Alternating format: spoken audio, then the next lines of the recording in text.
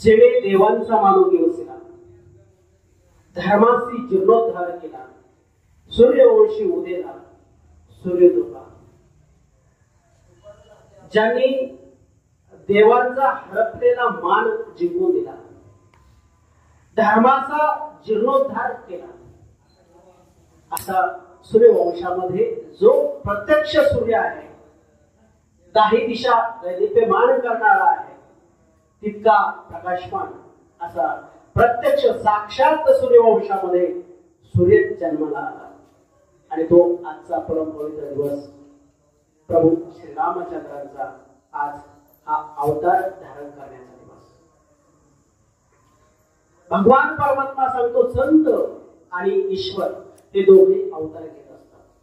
धर्म रक्षावया अवतार घेशी, आपल्या अवतारीशी भक्तजना. भगवंताचा अवतार ही संकल्पना आणि संत सुद्धा त्यांच्या इच्छेनुसार अवतार धारण करत असतात. संतांनी धारण केलेल्या अवतारामध्ये सुद्धा महाविष्णूचा अवतार, सखा माझा ज्ञानेश्वर, ब्रह्मा सोपान तो झाला आणि आदिशक्ती मुक्ताबाई, जे ब्रह्म विष्णू महेश आणि आदिशक्ती आहे, अशी ही चारही भावंड हे संपूर्ण विश्वाचे ब्रह्मांडाचे नियंते असणारे ईश्वर ते संत रूपानं या अवताराला आले. भगवंताचा अवतार आणि संतांचा हे अवतार असतो. फरक एक आहे, भगवंताच्या अवतारामध्ये कुणाला तरी मारायचं असतं आणि संतांच्या अवतारामध्ये सगळ्या समाजाला तारायचं असतं.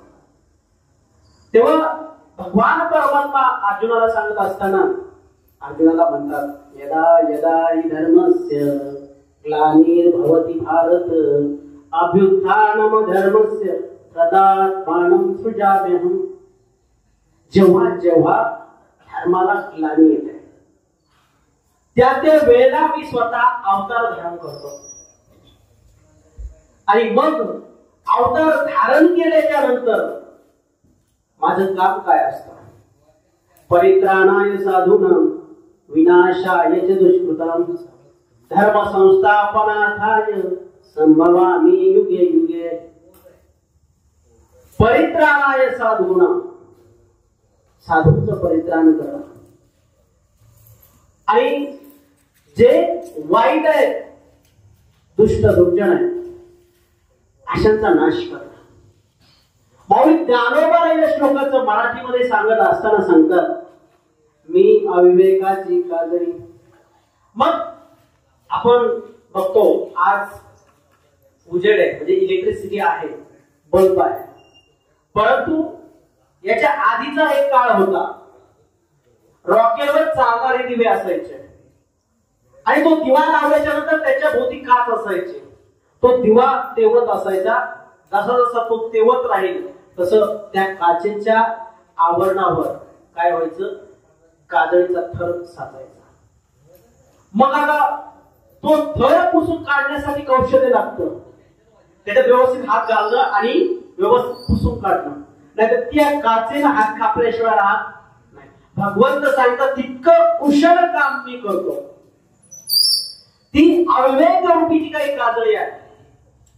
आज धर्मच आहे, आज शुद्ध ज्ञानच आहे, परंतु कालांतरानं त्या ज्ञानाच्या भोवती या काळानुसार साचलेला जो काही मळ आहे, अविवेक आहे, शुद्ध ज्ञान काय आहे, झालेली भेसळ आहे. आज आपण संत रचना बघतो, संत रचनामध्ये सुद्धा काही अभंगाला क्षेपक म्हटलं जातं, हे या संतांचे नाहीत. माऊली ज्ञानोबांच्या ज्ञानेश्वरीचा दृष्टांत नागबाबांना झाला. तो काळ काय होता? नागबाबांचं आणि माऊली ज्ञानोबांचं जवळजवळ 400 वर्षांचं अंतर आहे. 12-13व्या शतकात ते माऊली ज्ञानोबा आहे आणि 15-16व्या शतकात ते शांतीब्रह्मनाथ बाबा. झालेलं काय आहे ती ज्ञानेश्वरी परम पवित्र आहे, परंतु कालांतरानं काय झालेलं आहे, ग्रंथ पूर्वीच अतिशय शुद्ध होता, परम पवित्र होता, परंतु पाठांतरी अबद्ध, पाठांतरामध्ये आलेले काही दोष आहेत. आणि ते दोष काय येतात माहिती का? वारकरी संप्रदाय ज्यांनी स्वीकारला आहे, संतांनी कसा स्वीकारला? ना भाग्यवंत नटे नाचे हरी कीर्तनी. नटतो नाचतो उड्या मारतो कोण? तरणा. आणि तो भाग्यवंत असतो. आणि आपला भाग्यवंत काय करतो?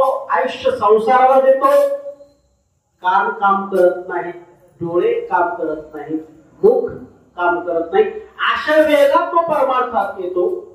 आणि परिणामी संसारामध्ये उघडून गेलेले जे काही अवयव आहेत, इंद्रिय आहेत, ज्ञानेंद्रिय आहेत, त्या संसाराचे दोष घेऊन मलिन होऊन आलेली ती सुंदर ते ध्यान बघणारी जी दृष्टी आहे, तिला जर मोतीबिंदू जर झालेला असेल, काय ते ध्यान दिसणार? हृदय काम करत नाही. काय त्या हृदयामध्ये विश्वव्यापक परमात्मा. तुमच्या हृदयाची जागा बऱ्याच प्रमाणात कोलेस्टेरॉलने घेतलेली असते. ज्या हृदयाची जागा परमात्म्यानं घ्यायला पाहिजे ती जागा चरबी, कोलेस्टेरॉल चरबी, बॅड फॅट असं सायन्स म्हणतात. त्यानं घेतलेलं हृदय तो परमात्मा स्वीकारायचा. शिळी भाकरी आपण खात नाही. असा शिळा झालेला, जीर्ण झालेला, अगदी शेवटच्या काळात असलेला देह तो परमात्म्यानं स्वीकारावा का? तो कसा स्वीकारेल? आपण मनुष्य असताना स्वीकारत नाही, तो परमात्मा कसा स्वीकारेल? आणि परिणाम काय होतो? वाचेचे दोष आहेत, इंद्रिय कामातून केलेले अवयव आहेत आणि त्यांच्या सहित अध्यात्मात आल्याच्या नंतर त्या अध्यात्मातले अभंग बोलत असताना ते शब्द खूप सुंदर असतात, अतिशय गाभा रसयुक्त असतात. परंतु आपल्या वाणीच्या बोलण्यामुळे बोबडे बोल, तोतरे बोल, उच्चारण व्यवस्थित होत नाही. आणि परिणामी ऐकणाऱ्याला ते ज्या पद्धतीने ऐकायला जातात, त्या ऐकणाऱ्याला तुमच्या वाणीचा दूषित झालेला जो काही शब्द आहे, वाणीतून दूषित झालेला शब्द त्याच्या कानावर पडतो, त्याच्या श्रवणात येतो. परिणामी तुमची बाधित झालेली वाणी त्याच्या श्रवणाला बाधा पोहोच करते. आणि एक असलेला शब्द दुसरा शब्द जातो. परिणामी काळानुसार बरेचसे अभंग बघा, शब्द वेगळेच आहेत, उच्चारण वेगळंच आहे. आणि गाण्याच्या नादात आता मधुर गायन करायचं की किरकस ओढायचं? खर तर संतांनी सांगितलं की कसं गायन पाहिजे. सदा नाम घोष करू हरी कथा. इथून पाहिजे. आपलं घसा फाडून असतं, घसा फाडण्यानं तुमचा घसा फाटेल. त्या भगवंताला आवाज जाण्यासाठी भगवंतानं मोकार तो म्हशीला सगळ्यात पहिला प्राप्त झाला असता. तो ओरडल्यामुळे तो परमात्मा प्राप्त होत नाही. हृदयामधून जो काही ध्वनी बाहेर निघतो, सदा नाम घोष, तो बाहेर निघतो. हृदयाची भावना त्या ईश्वरापर्यंत जाते. हे गायन, ताल, सूर, लय, बद्धता ही कलेची देण आहे. त्या कलेचा आदर करावा, ते स्वीकारावं. परंतु भगवंताची आराधना करताना तुमच्या हृदयाची भाषा, हृदयाचं संगीत, हृदयाची ट्यून, एक धून त्या परमात्म्याशी जर जोडली ना, ऐसी लागी लगन मेरा हो गई मगन, हो गली गली हरी गुण गाने लगी, ऐसी लागी लगन. मीराबाई एक तारी घेतलेली आहे, एक तारी वाटते ना म्हणण्यासाठी. ते घेतल्याच्या नंतर त्या एक तारेचा सूर जो तिच्या हृदयातला सूर आहे, तो त्या भगवंताशी एकरूप झालेला. आणि मग देवभान विसरून संत मीराबाई विषका प्याला राणाजीने भेजा, राणाजीने भेजा, राणाजीने भेजा, पेवत पेवत मेरा हसी रे. विष काय आणि अमृत काय, सगळंच जग दिलेला प्रत्येक घटक, विष असो की अमृत असो, तो भगवंताचा प्रसाद म्हणून ती स्वीकारते. परिणामी दिलेलं विष मिरेच्या कंठात जाऊन अमृत बनतं. विष तुमच्या व्यावहारिक जगासाठी आहे, मेरेसाठी ते अमृतच आहे. मग हे दोष व्यावहारिक जग असो किंवा आध्यात्मिक जग असो, या सगळ्या गोष्टींचे दोष शेवटी आपण व्यावहारिक जगातील माणसं आहोत.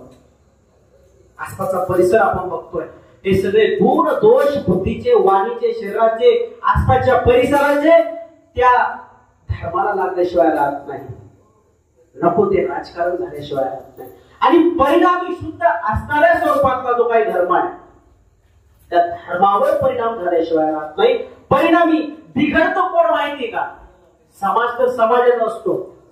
बिघडतात ती धर्मातली जबाबदार माणसं बिघडतात. आणि या जगामध्ये भाऊ ज्ञानोबा या बिघडलेल्या लोकांना नीट राहण्यासाठी प्रार्थना. जे खळांची व्यंकटी सांडो.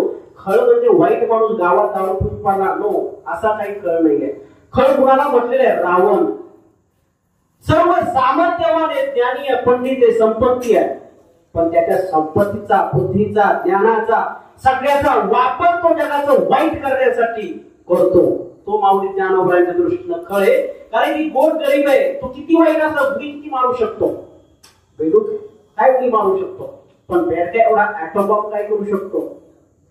म्हणजे या खळांची व्यंकटी जाओ.